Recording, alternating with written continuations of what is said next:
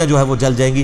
اللہم اجرنا من النار، اللہم اجرنا من النار، اللہم اجرنا من النار.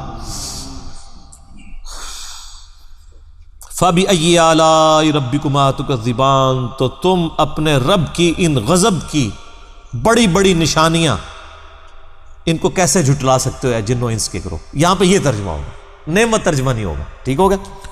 وَلِمَنْ خَافَ مَقَامَ رَبِّهِ جَنَّتَانِ، اب سائملٹینیس کنٹراسٹ آ رہا ہے. اور جو ڈرتا ہے اپنے رب کے حضور پیشی سے کہ اسے مر کے اکاؤنٹیبل ہونا ہے اللہ کی بارگاہ میں، اس کے لیے تو دو جنتیں ہیں. فَبِأَيِّ آلَاءِ رَبِّكُمَا تُكَذِّبَانِ ذَوَاتَا أَفْنَانٍ، دونوں باغ پھلدار ٹہنیوں والے ہوں گے. افنان کہتے ہیں عربی زبان میں جو یعنی ٹہنیوں کو. تو یہ جو جنتیوں کے جو ان کو باغات دیے جائیں گے وہ پھلدار درخت ہوں گے ٹہنیوں والے. وہ تو پھر صحیح بخاری میں اس کی ڈیٹیل آتی ہے نا کہ جنت میں ایک ایک درخت ایسا ہے کہ اگر ایک گھوڑ سوار 100 سال تک، صحیح بخاری میں آتا ہے 100 سال تک گھوڑے پہ بھاگتا رہے اس کے سائے سے باہر نہیں نکل سکتا. یہ جناب سائز ہے ایک درخت کا، سر ایک درخت کا. تو کائنات پھر کتنی بڑی ہے. بخاری مسلم میں آتا ہے جو سب سے آخر میں جنت میں جائے گا نا دوزخ سے نکال کے، وہ سب سے ادنا درجے کا جنتی ہوگا. لاکھوں کروڑوں سال دوزخ میں جلے گا. جب اس کے سارے گناہ دھل جائیں گے دوزخ کے عذاب کے عوض، اور بس اس کے پلے صرف یہ نیکی ہوگی، اس نے زندگی میں ایک دفعہ لا الہ الا اللہ کہا ہوگا، بس یہ کلمہ اس نے پڑھ لیا ہوگا، لا الہ الا اللہ محمد رسول اللہ. یا اپنے بھی وقت کے پیغمبر پہ جو اپنے زمانے میں امتوں کے تھے ان پہ ایمان لائے ہوں گے. تو جیسے ہی اس کو بخاری مسلم کے الفاظ ہیں دوزخ سے نکالا جائے گا، اللہ تعالیٰ فرمائے گا ہاں بھئی تیرے لیے زمین سے 10 گنا بڑی جنت. تو کہے گا یا اللہ تو خدا ہو کے میرے ساتھ مذاق کرتا ہے. تو بخاری مسلم کے الفاظ ہیں کہ اللہ تعالیٰ اپنی شان کے لائق مسکرائے گا اس کی بات کے اوپر. اللہ فرمائے گا مذاق نہیں کر رہا، حقیقت بات ہے کہ جو یہ روئے ارض ہے، یہ جو میریکل پلانٹ ارتھ ہے، اس سے 10 گنا بڑی جنت ہے اس شخص کے لیے جو سب سے آخری درجے کا جنتی ہے. اور سر جو شروع میں چلے جائیں گے ان کی جنتوں کا کون اندازہ لگا سکتا ہے. بخاری مسلم کے الفاظ ہیں کہ جنت میں ایک درجے والا اپنے سے اوپر والے درجے کو یوں دیکھے گا جیسے تم ستارے دیکھتے ہو، اور وہ فرق ایک نیکی کا ہوگا، ایک نیکی کا. اور یہ درجوں کا فرق، یہ تو سر اب ہمیں جب سائنٹسٹ بتا رہے ہیں نا گلیکسیز کی تعداد، اور بتا رہے ہیں جی 2.5 ارب گلیکسیز ہیں اور ہر گلیکسی میں 300 ارب سے زیادہ سورج اور اس کے ساتھ زمینیں ہیں. تو یہ اللہ نے پورا انتظام کیا ہوا سر. اس وقت بھی جتنی کائنات ڈسکور ہو چکی ہے نا، اگر یہی جنتیوں میں بانٹ دی جائے نا تو یہ بھی اس سے بڑی ہے.